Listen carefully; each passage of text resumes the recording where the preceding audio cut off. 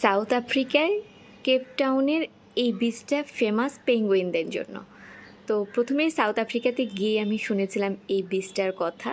তো সেখানে চলে গেলাম, আর গিয়ে তো পুরাই আমার চোখ ছানা বড়া, এত এত পেঙ্গুইন! আল্লাহ, অনেক সুন্দর সিরিয়াসলি। আর অনেক টুরিস্ট ছিল মার্শাল্লাহ। আর এই পেঙ্গুইনগুলো দেখে খুবই ভালো লাগছিল, কারণ তারা যখন পানিতে সাঁতার কাটছিল, যখন আবার ঢেউ আসছিল বিচে, তখন আবার তারা ঢেউর সাথে চলে যাচ্ছিল।